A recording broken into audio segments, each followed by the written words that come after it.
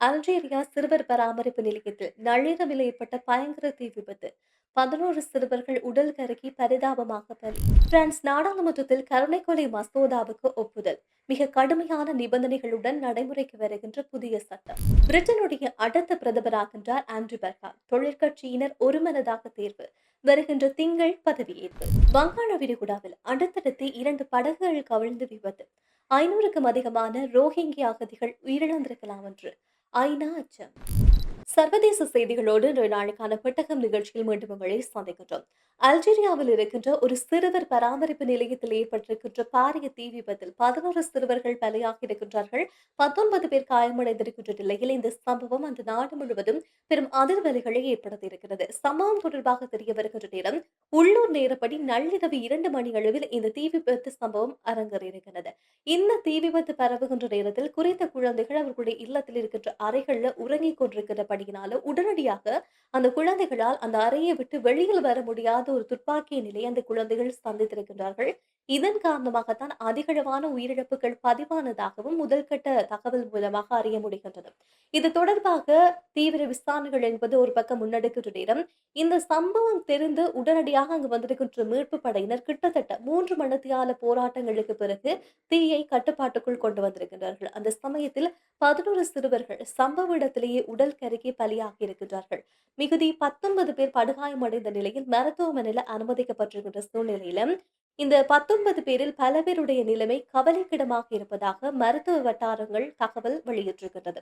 இந்த சம்பவம் தொடர்பாக முதல்கட்ட விசாரணையில தெரிய வந்த விடயம், இந்த இல்லத்தினுடைய கீழ்த்தளத்தின் மின் கட்டுப்பாட்டு அறையில் ஏற்பட்ட மின்னொழுக்கு காரணமாகத்தான் இந்த தீப்பரவல் உருவாகி இருக்கின்றது என்ற விடயம் ஆரம்ப கட்ட விசாரணைகள்ல தெரிய வந்திருக்கிறது.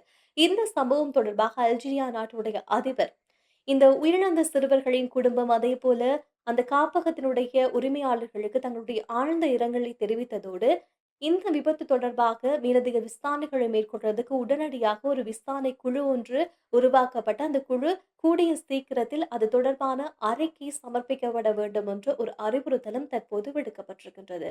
பிரான்ஸ் நாட்டினுடைய நாடாளுமன்றத்தில் மிக நீண்ட விவாதத்துக்கு பிறகு மருத்துவ உதவியோடு தங்களுடைய உயிரை மாய்த்து கொள்ளும் கருணை கொலை மசோதா பெரும்பான்மை ஆதரவோடு நிறைவேற்றப்பட்டிருக்கிறது.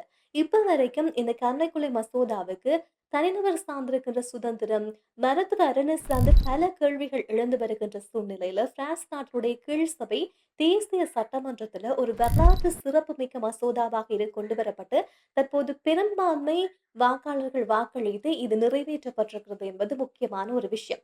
இந்த புதிய சட்டத்தின்படி குணப்படுத்த முடியாத அதே நேரம் கடுமையான உடல் பாதிப்புகளால் நீண்ட காலமாக வதைப்படுகின்ற இல்லாவிட்டால் அந்த நோய்களினால் மிக மோசமான கஷ்டத்தை அனுபவித்து வருகின்ற நோயாளிகள் மருத்துவ உதவியோடு அவர்கள் இந்த கருணை கொலைக்கான அனுமதியை பெற்றுக்கொள்ள முடியும் என்பது இதற்கான மிக முக்கியமான ஒரு அறிவுறுத்தலாக இருக்கிறது. அது மட்டுமல்லாமல் இது சாதாரணமாக போடப்படவில்லை. இது தொடர்பாக மிக கடுமையான சட்டங்களும் கொண்டு வரப்பட்டிருக்கிறது.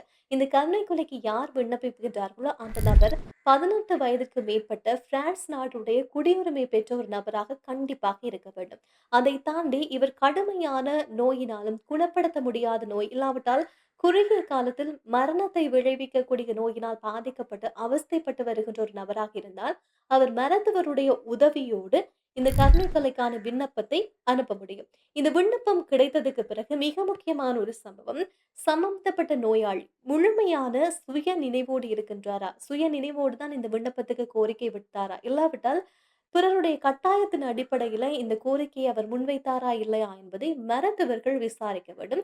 விசாரித்து 15 நாட்களுக்கு பிறகு இது தொடர்பான இறுதியான முடிவு எடுக்கப்படும் என்று சில நிபந்தனைகள் இந்த கருணை கொலை சார்ந்து விடுக்கப்பட்டிருக்கிறது. எப்படி இருந்தாலும் கொண்டு வந்திருக்கின்ற இந்த மசோதாவுக்கு குறிப்பாக பிரான்சுடைய கத்தோலிக்க திருச்சபை மற்றும் சில மனித உரிமை அமைப்புகள் தொடர்ச்சியான கண்டனத்தை தெரிவிக்கிறார்கள். அவர்கள் சொல்கின்ற காரணம், உயிர்களை திட்டமிட்டு முடிப்பது என்பது ஏற்றுக்கொள்ள முடியாது, இது செய்யக்கூடாது என்று அவர்கள் வாதத்தை முன்வைத்தாலும் இந்த திட்டம் நடைமுறைப்படுத்தப்பட்டிருக்கிறது. ஏற்கனவே ஐரோப்பாவை பொறுத்தவரையில இந்த திட்டம் சுவிட்சர்லாந்து, நெதர்லாந்து, பெல்ஜியம், லக்சம்பர்க் போன்ற பல நாடுகள்ல இந்த கருணை கொலை சார்ந்த விடயம் இருக்கின்றது.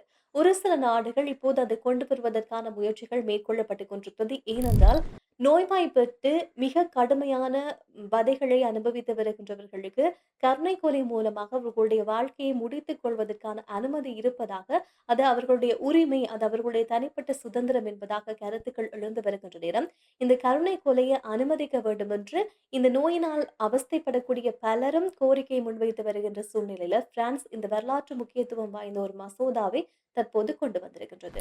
பிரிட்டனுடைய அரசியல் வரலாறு மிக முக்கியமான தருணங்களை தற்போது சந்தித்து வருகின்றது. அதிலும் குறிப்பாக லேபர் கட்சியுடைய புதிய தலைவராகவும் நாட்டினுடைய 59வது பிரதமராக ஆண்டி பெர்ஹாம் அவர்கள் தெரிவு செய்யப்பட்டிருக்கின்றார். அதுவும் குறிப்பாக கிவ் ஸ்டார்மர் அவர்கள் தன்னுடைய பதவியை ராஜினாமா செய்ததுக்கு பிறகு இந்த அரசியல் மாற்றங்கள் அதிரடியாக அரங்கேறி வருகின்றது. குறிப்பாக தன்னுடைய பொருளாதார வாக்குறுதிகளை நிறைவேற்ற தவறியதாகவும், அதே போல உள்கட்சியில தொடர்ச்சியாக இருந்து வந்திருந்த அழுத்தம் காரணமாக ஜூன் 22ஆம் தேதி ஸ்டார்மர் அவர்கள் தன்னுடைய பதவியை ராஜினாமா செய்வதாக அறிவித்தார்.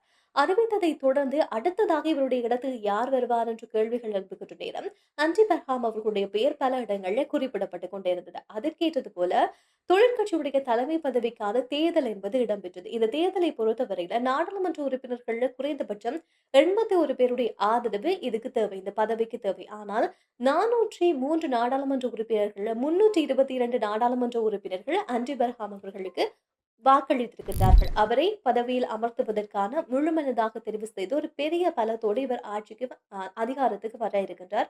அதுவும் குறிப்பாக இவரை தவிர வேறு எதிர்த்த எந்த வேட்பாளர்களும் நிறுத்தப்படாத நிலையில ஒரே மனதாக இவர் ஆட்சி கட்டிலுக்கு தற்போது அமர்த்தப்பட்டிருக்கிறார். 56 வயதான ஆண்டி பெர்ஹாமை பொறுத்தவரையில கடந்த ஜூன் மாதம் 18ஆம் தேதி அன்று இடம்பெற்றிருக்கின்ற தேர்தலில் 54% இடைத்தேர்தல் 54% வாக்குகளை பெற்று நாடாளுமன்றத்துக்குள்ள உள்நுழைந்தார். அவர் வந்ததுக்கு பிறகு அடுத்தடுத்து பல அரசியல் மாற்றங்கள் அந்த கட்சிக்குள்ள இடம்பெற்றுக் கொண்டே இருந்தது. இந்த சூழ்நிலையில தான் இப்போது அவர் பிரதமர் பதவிக்கு வரப்போகிறார். குறிப்பாக மான்செஸ்டர் நகர் உள்ள 9 தடவைகள் 9 ஆண்டுகளுக்கு மேலாக இவர் பதவி வகித்திருக்கின்றார். அது மட்டும் இல்லாமல் தற்போது லண்டன் வெஸ்ட்மினிஸ்டர் அதிகார மையத்தில இருந்து அதிகாரத்தை பரவலாக்கி சாதாரண மக்களுடைய பொருளாதாரத்தை மறுசீரமைப்பதே என்னுடைய முதன்மையான நோக்கம் அப்படின்னு சொல்லி அவர் மக்களுக்கான அறிவித்தல் ஒன்றையும் விடுத்திருக்கிறார். எப்படி இருந்தாலும் கட்சியில ஒரு பெரிய ஆதரவோடு அன்ரி பெர்ஹாம் அவர்கள் ஆட்சிக்கு வரப்போகிறார். அதுவும் குறிப்பாக இந்த வார இறுதியில அவர் கட்சியினுடைய தலைவராக அறிவிக்கப்படுவார். அதைத் தொடர்ந்து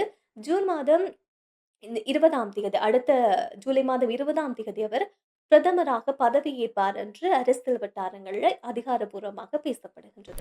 வங்காள விரிகுடாவில் அகதிகளை ஏற்றி சென்றிருக்கின்ற 2 படகுகள் கவிழ்ந்ததில் 500க்கும் மேற்பட்டவர்கள் பலியாகி இருக்கலாம் என்ற ஒரு அதிர்ச்சி தகவலை தற்போது சர்வதேச குடியேற்ற அமைப்பும் ஐக்கிய நாடுகளுடைய அகதிகள் முகாமை இந்த 2 அமைப்புகளும் கூட்டாக வெளியிட்ட அறிக்கையின் மூலமாக தெரிய வந்திருக்கிறது.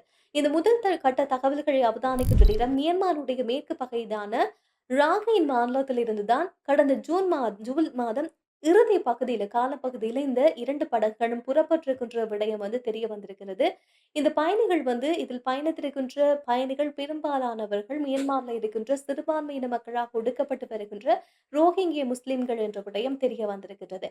அது மட்டுமல்லாமல் இவர்களோடு அண்டை நாடான வங்காளதேசத்தில இருந்து அகதிகள் முகாமிலிருந்து தப்பி ஓடி வந்திருக்கின்ற சில அகதிகளும் இதுக்குள்ள இந்த படகுகள்ல பயணித்திருப்பதாகவும் சொல்லப்படுகின்றது. மோசமான உட்கட்டமைப்பு கொண்டிருக்கின்ற மரப்படகை நம்பி, அதுவும் அந்த கொள்ளளவை விட அதிகமான எண்ணிக்கையிலான பயணிகளை ஏற்றிக்கொண்டு இந்த படகு புறப்பட்டு சென்றதுதான் இந்த விபரீதமான விபத்துக்கு காரணம் அப்படின்னு சொல்லி முதல்கட்ட தகவல்கள் மூலமாக அறிய முடிகின்றது. அது மட்டுமில்லாமல் பயணம் செய்திருக்கின்ற அந்த 2 படகுகள்ல, முதலாவது படகுல 250க்கும் அதிகமானவர்கள் பயணம் செய்திருக்கின்றார்கள். இவர்கள் மியான்மர்ல இருந்து புறப்பட்ட சில நாட்களுக்கு பிறகு அந்த படகுடன் இருந்திருக்கின்ற தொடர்பு முற்றாக துண்டிக்கப்பட்டிருக்கிறது. அதை தாண்டி 2வதாக புறப்பட்டு சென்றிருக்கக்கூடிய 280 பேரோடு பயணித்திருக்கக்கூடிய இந்த 2வது படகு ஜூலை மாதம் 8ஆம் தேதி மியான்மருக்கு அருகாமையில் இருக்கின்ற ஒரு கடற்கரைக்கு அருகே மூழ்கி இருக்கிறது என்ற விடயமும் ஐநாவினுடைய அந்த தகவல் மூலமாக தெரிய வந்திருக்கின்றது. ஆக மொத்தத்துல இந்த விபத்தின் மூலமாக 530க்கும் அதிக உயிரிழப்புகள் பதிவாகி இருப்பதாகவும் தற்போதைய அறிக்கையில சுட்டிக்காட்டப்பட்டிருக்கிறது. இது ஒரு மிகப்பெரிய ஒரு கொடூரமான சம்பவமாக பார்க்கப்படுகிறது. அதுவும் குறிப்பாக தற்போது இருக்கின்ற அந்த மழை பருவ காலம், அதே போல சீரில்லாத ஒரு மோசமான வானிலை இருக்கிறது என்று தெரிந்தும் அந்த மக்கள் தங்களுடைய உயிரை பணய வைத்து புறப்படுவதற்கு காரணம் அந்த உள்நாட்டில் இடம்பெறுகின்ற மோதல்கள், அந்த மக்களுக்கு எதிராக நடந்தும் தொடர்ச்சியாக நடத்தப்பட்டு வருகின்ற வன்முறை செயற்பாடுகள் தான் இவ்வளவு பயங்கரமான ஒரு பாதையை அவர்கள் தெரிவு செய்றதுக்கு மிக முக்கியமான காரணமாக அமைகின்றது என்றதையும் ஐநா அறிக்கையில மிக காட்டமாக சுட்டிக்காட்டப்பட்டிருக்கிறது. அது மட்டுமில்லாமல் ஐநாவினுடைய பொதுச் செயலாளர் அன்டோனியோ குட்ரஸ் அவர்கள் இது தொடர்பான தன்னுடைய ஆழ்ந்த இரங்கலையும், கவலையும் வெளியிட்டது மட்டுமில்லாமல், உலகத்தில் இருக்கிற எல்லா நாடுகளுக்கும் ஒரு அழைப்பையும் விடுத்திருக்கிறார். ஏனென்றால், இந்த மனித கடத்தல் நெட்வொர்க் வந்து குறிப்பிட்ட கடல் பகுதியில் அதிகமாக இடம்பெற்று வருவதாகவும், இதை கட்டுப்படுத்த வேண்டும். இதை உடனடியாக நிறுத்துவதற்கு எல்லா நாடுகளும் துணையாக நின்று செயற்பட வேண்டும் என்ற ஒரு அழைப்பையும் கோரி நிற்கின்றார். எப்படி இருந்தாலும் இப்படியான படகு விபத்துகள் நீண்ட காலங்களாக இடம்பெற்றுக் கொண்டே வருகிறது. தஞ்ச கோரிக்கைக்காக பிற நாடுகளுக்கு பயணம் செய்ய முயற்சி செய்கின்ற இந்த அகதிகள், உள்நாட்டில இருக்கிற வன்முறை சம்பவங்கள், மோசமான அனுபவங்கள் காரணமாக இவ்வாறான ஒரு பெரிய பயங்கரமான பாதைகளை அவர்கள் தேர்ந்தெடுக்க வேண்டிய ஒரு துர்ப்பாக்கியமான நிலைக்கு தள்ளப்பட்டு வந்து கொண்டே இருக்கின்றார்கள் என்ற விடயம் உள்நாட்டில் இடம்பெறுகின்ற இந்த வன்முறை சம்பவங்கள் இல்லாவிட்டால் ஒரு இனத்தை அடக்குவதன் மூலமாக ஏற்படுகின்ற இந்த கொடூரங்கள்ல ஒரு மறக்க முடியாத ஒரு கசப்பான பக்கமாக இந்த பக்கம் இருந்து வந்து கொண்டே இருக்கிறது. எனவே இன்றைய நாளுக்கான முக்கியமான செய்திகளையும் நாங்கள் நிகழ்ச்சியில தந்திருக்கின்றோம். இன்னொரு செய்தியோடு நாளை சந்திக்கலாம். நன்றி, வணக்கம்.